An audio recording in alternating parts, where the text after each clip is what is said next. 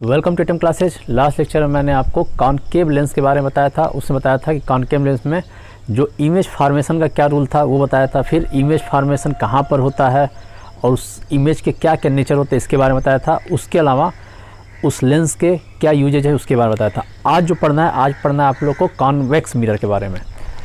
Same उसी तरह से सबसे पहले कॉन्वेक्स मिरर के बारे में क्या पढ़ेंगे कि इमेज फार्मेशन के क्या रूल हैं, फिर उसके बाद से इमेज कहाँ बनते हैं, उस इमेज की क्या प्रॉपर्टीज़ होंगी, नेचर्स क्या होंगे, और उसके बाद इस मिरर का यूजेज क्या क्या है। इस मिरर को हिंदी बोलते हैं, इसको बोलते हैं उत्तल दर्पण।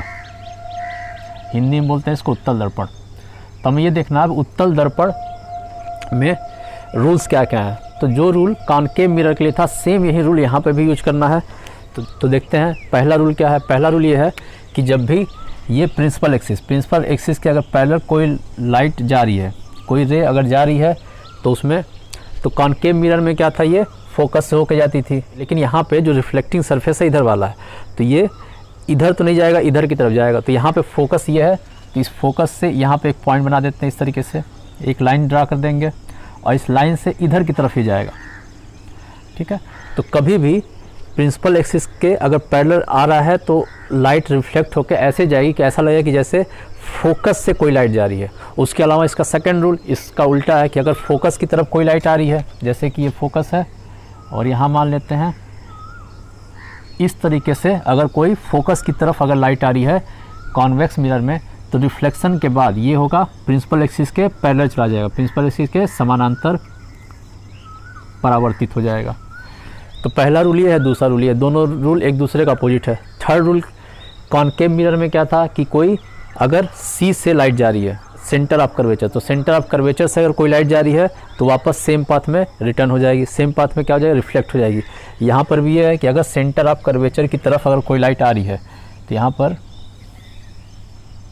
ऐसे मान लेते हैं कि सेंटर ऑफ कर्वेचर की तरफ कोई लाइट अगर आती है तो रिफ्लेक्शन के बाद ये क्या होगा, अपने वापस सेम पथ से वो रिटर्न हो जाएगी। यही तीन रूल है। इसी तीन रूल को हमको यूज करना है इमेज के फार्मेशन में, और इमेज के फार्मेशन सेम वही काम करेंगे। यहाँ पर भी दो रे लेंगे, कोई भी ये तीन में से कोई दो रे लेते हैं, उससे इमेज बनाते हैं। अब देखते हैं इमेज फार्मेशन इन कॉन्वेक्स मिरर।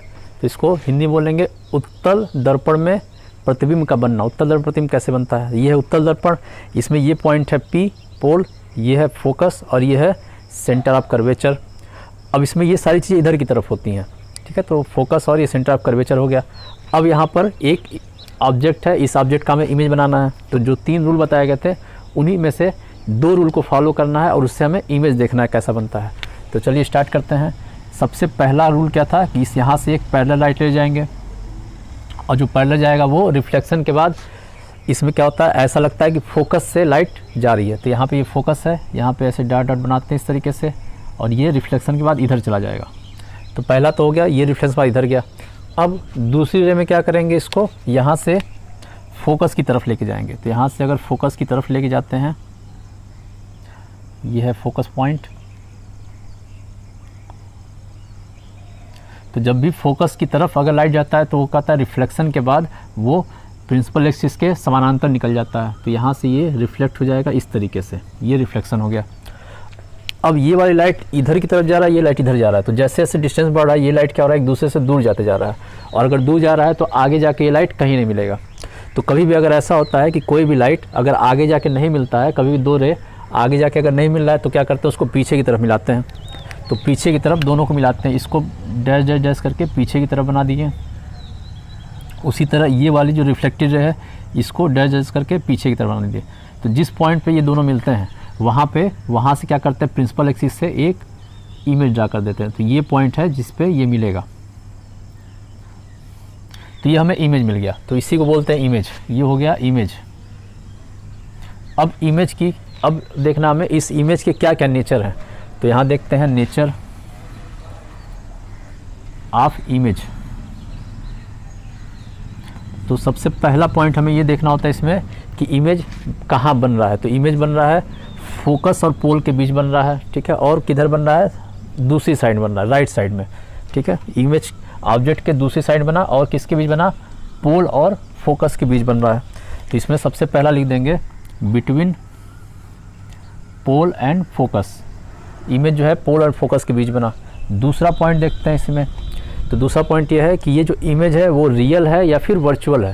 तो ये इमेज जो है, अब दूसरा पॉइंट देखते हैं इसमें, तो दूसरा पॉइंट ये देखेंगे कि जो इमेज बन रहा है वो ऑब्जेक्ट से बड़ा बन रहा है या छोटा बन रहा है। तो देखने में लग रहा है कि ये ऑब्जेक्ट से क्या बन रहा है, छोटा बन रहा है, तो इसमें लिखेंगे स्मॉल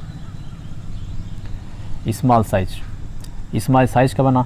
तीसरा पॉइंट ये देखते हैं कि जो इमेज है वो रियल है या वर्चुअल होती है। ये इमेज क्या होता है, वर्चुअल है। क्यों? क्योंकि इसके एक्चुअल में रे जो है मिल नहीं रही है। कभी अगर एक्चुअल मिलती है तो वो रियल होता है, यहाँ पे एक्चुअल में नहीं मिल रही है, इसको मिलती हुई प्रतीत हो रही है, तो इसको बोल देते हैं वर्चुअल इमेज।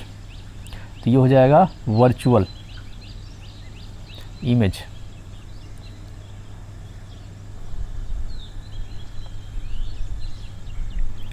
और फोर्थ पॉइंट, कभी भी अगर वर्चुअल बन रहा है तो इमेज कैसा बनेगा, इरेक्ट बनेगा, ऊपर की तरफ बनेगा, और बन भी रहा है ऊपर की तरफ, दिख भी रहा है, तो ये हो जाएगा इरेक्ट। या इसको बोल देते हैं अपराइट भी बोल सकते हैं, अपराइट मतलब सीधा बनेगा। तो ये इसके नेचर्स थे। तो अगर ऑब्जेक्ट जो है पोल और इनफाइनाइट के बीच, अगर ऑब्जेक्ट जो है पोल और इनफाइनाइट के बीच कहीं भी रहता है तो उसका जो इमेज बनेगा उसमें यही प्रॉपर्टी होगी, हमेशा और हमेशा जो इमेज बनेगा पोल और फोकस के बीच बनेगा, स्मॉल साइज का बनेगा, वर्चुअल इमेज बनेगा, और इरेक्ट बनेगा या फिर अपराइट बनेगा, सीधा इमेज बनेगा। अब इसमें पहला ये था। अब दूसरा इसमें ये देखेंगे कि अगर ऑब्जेक्ट जो है इनफाइनाइट पे है तो उसका इमेज कहाँ बनेगा। तो पहला था जब ऑब्जेक्ट इनफाइनाइट और पोल के बीच रहता है, तो इसमें ये 4 नेचर होते हैं इमेज का। अब देखते हैं अगर जो ऑब्जेक्ट है वो कहाँ होता है, इनफाइनाइट पे होता है। ऑब्जेक्ट को अगर इनफाइनाइट पे रखते हैं तो उसका इमेज कहाँ बनेगा। तो अगर ऑब्जेक्ट इनफाइनाइट पे है तो जो भी रे आती है वो क्या आएगा, हमेशा पैरेलल रे आएगी। तो अगर पैरेलल रे आती है तो ये क्या होगा, रिफ्लेक्शन के बाद फोकस से ऐसा लगेगा कि जैसे फोकस से होके जा रही है। तो इसको यहाँ से बनाते हैं, ये वाला एक फोकस से कनेक्ट कराते हैं इसको, और यहाँ से ये रिफ्लेक्ट कर गया इस तरह, इस डायरेक्शन में। दूसरा ये है और ये क्या हुआ, तो ये भी क्या हो गया, फोकस की तरफ से ये इस तरह से रिफ्लेक्ट कर जाएगी। तो वापस यहाँ पर भी दोनों रे है, ये दोनों एक दूसरे से दूर जा रही है डिस्टेंस के साथ, ये आगे जाके कहीं नहीं मिलेंगी, तो इसको पीछे वापस मिलाएंगे। तो पीछे मिलाने के लिए इसी रे को बनाते हैं, इसी रे को जो बना हुआ भी है यहाँ पर ये, और ये वाला रो यहाँ पर, रे यहाँ पर। तो ये दोनों कहाँ मिला, या फोकस पे मिल रहा है। तो इसका जो इमेज बनेगा कहाँ बनेगा, फोकस से बनेगा। तो कभी भी इनफाइनाइट से रे अगर आ रही है तो उसका जो इमेज बनेगा फोकस से बनेगा। अब यहाँ पर इस इमेज की क्या क्या नेचर है वो देखना है। तो यहाँ पे पहला नेचर होगा कि ये कहाँ इमेज बन रहा है, फोकस पे। तो यहाँ लिखेंगे एट फोकस, तो इमेज बना फोकस पे। दूसरी चीज़, स्मॉल बन रहा है या लार्ज बन रहा है, तो ये क्या बन रहा है, स्मॉल बन रहा है। कैसा बन रहा है, एज ए पॉइंट। तो पॉइंट लाइक स्मॉल साइज, तो पॉइंट लाइक स्मॉल साइज बना। अगली चीज़ देखना है कि इमेज जो है वर्चुअल है या फिर रियल है। तो यहाँ पे क्या होगा, ये वर्चुअल इमेज होगा। क्यों वर्चुअल है, क्योंकि एक्चुअल में रे मिल नहीं रही है, तो ये हो जाएगा वर्चुअल। तो अगला लिख देंगे, ये कैसा इमेज है, वर्चुअल इमेज है। और लास्ट में अगर वर्चुअल है तो इसको मानेंगे erect.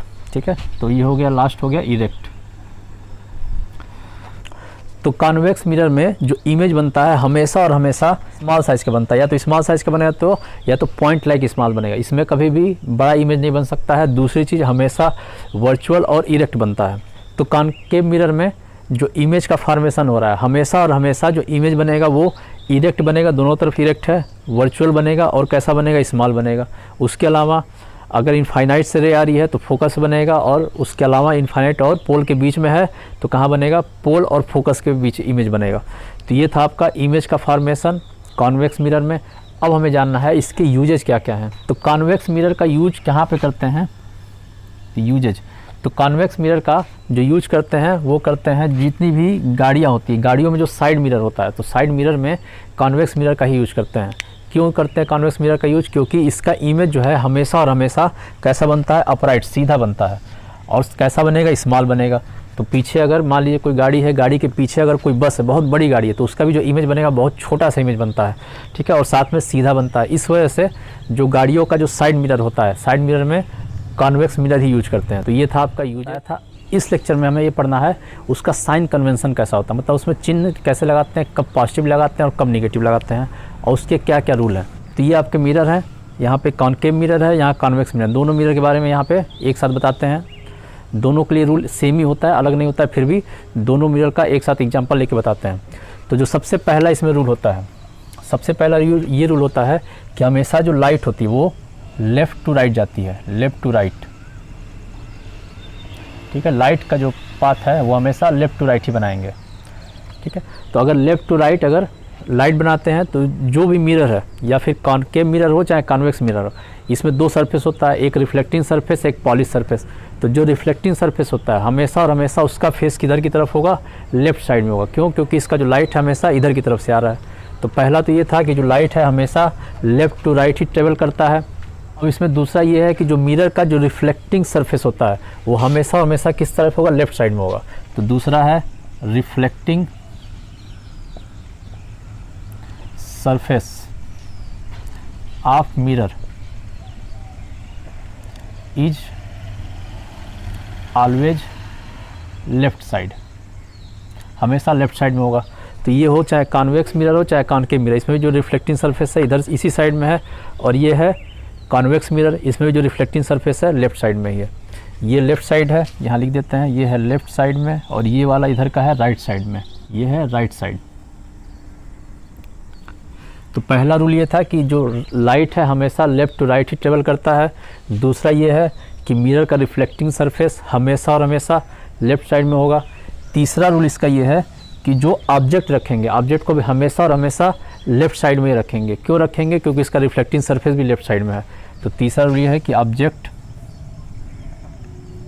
Lie always left side.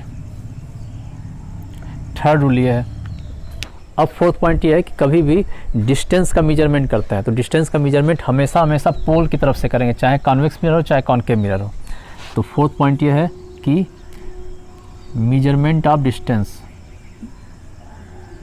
Measurement of distance is always from pole. हमेशा और हमेशा डिस्टेंस का मेजरमेंट पोल से करेंगे। तो ऑब्जेक्ट हमेशा इधर होता है, इमेज चाहे इधर बन रहा हो चाहे इधर बन रहा हो, किधर बनेगा हमेशा पोल से ही इसका मेजरमेंट करेंगे। तो ये था फोर्थ रूल। अब पांचवा रूल की बात करते हैं। तो फिफ्थ रूल ये कहता है कि पोल से लेफ़्ट साइड में, ये लेफ़्ट साइड है, तो पोल से लेफ़्ट साइड में जो भी डिस्टेंस है उसका मेजरमेंट हमेशा और हमेशा निगेटिव में करते हैं। तो पोल के लेफ़्ट साइड में जो भी है, यहाँ लिखते हैं पाँचवा, तो पोल के लेफ़्ट साइड में जो भी डिस्टेंस है उन सभी का मेजरमेंट कैसा होगा, निगेटिव में मेजरमेंट करेंगे, ठीक है, निगेटिव मेजरमेंट करेंगे। जैसे कि एग्जांपल देखते हैं, ये मिरर है और इस मिरर का जो फोकस होता है, मान लेते हैं यहाँ पर क्या है, ये फोकस और यहाँ पर है रेडियस ऑफ कर्वेचर। तो यहाँ से यहाँ तक का डिस्टेंस होता है उसको बोलते हैं फोकल लेंथ, यहाँ से स्मॉल एफ से डिनोट करते हैं। तो इस मिरर के लिए फोकल लेंथ का मेजरमेंट जो भी करेंगे हमेशा और हमेशा इसकी वैल्यू क्या होगा, माइनस में आएगा, निगेटिव में आएगा, ठीक है। जबकि वही अगर इसकी बात करेंगे, ये कौन सा है, ये है कॉन्वेक्स मिरर। तो कॉन्वेक्स मिरर में जो फोकस होगा इधर की तरफ होगा, तो इसमें कभी भी फोकस का मेजरमेंट करेंगे तो वहाँ पर प्लस एफ लिखते हैं। तो ये होता है प्लस एफ या माइनस एफ। इमेज का करेंगे तो इमेज यहाँ इधर बन रहा है या इधर बन रहा है वो देखना पड़ेगा। इसमें भी इमेज कहाँ बन रहा है उसके हिसाब से इसका प्लस या माइनस लिखते हैं। लेफ्ट साइड में निगेटिव और राइट साइड में जो भी डिस्टेंस है उसको पॉजिटिव से मेजर करेंगे। अब अगला है सिक्स रूल। तो छठा रूल ये कहता है कि ये प्रिंसिपल एक्सिस है, प्रिंसिपल एक्सिस से अगर ऊपर की तरफ कोई भी डिस्टेंस नापी जाती है, अगर ऊपर की तरफ नापी जा रही, चाहे इधर की तरफ हो चाहे इधर की तरफ हो, अगर ऊपर की तरफ कोई भी डिस्टेंस नापी जा रही तो उस डिस्टेंस को क्या करते हैं, पॉजिटिव मानते हैं। तो वो होता है पॉजिटिव अपराइट के लिए, अपराइट, और नीचे की तरफ जा रहा है तो उसके लिए निगेटिव डिस्टेंस मानते हैं, ठीक है। तो ये दो रूल था, ऊपर के लिए ये पॉजिटिव और नीचे के लिए होता है निगेटिव। तो टोटल आपको इसमें बता देते हैं, अगर डिस्टेंस इधर की तरफ है तो इसको मानते हैं पॉजिटिव, डिस्टेंस का मेजरमेंट इधर की तरफ करते हैं तो होता है निगेटिव। उसके अलावा अगर एक्सेस से ऊपर की तरफ करते हैं, तो अगर ऊपर की तरफ कर रहे हैं तो इसको भी मानेंगे पॉजिटिव, और नीचे की तरफ करते हैं तो इसको मानते हैं निगेटिव। तो ये टोटल साइन कन्वेंशन था, चिन्ह परिपाटी था। अब इसका यूज कहाँ करेंगे, जब भी मिरर का फार्मूला है तो इसका यूज कहाँ करते हैं, जो मिरर का फार्मूला है उस फार्मूले में जो भी वैल्यू हम पुट करते हैं तो वहाँ पे वैल्यू जो है साइन कन्वेंशन के साथ ही पुट करना पड़ता है। उसमें पॉजिटिव है, निगेटिव है, ये सारी चीज़ें पुट करते हैं। तो नेक्स्ट लेक्चर में आपको इसके बारे में पढ़ाया जाएगा और उस पर कुछ क्वेश्चन भी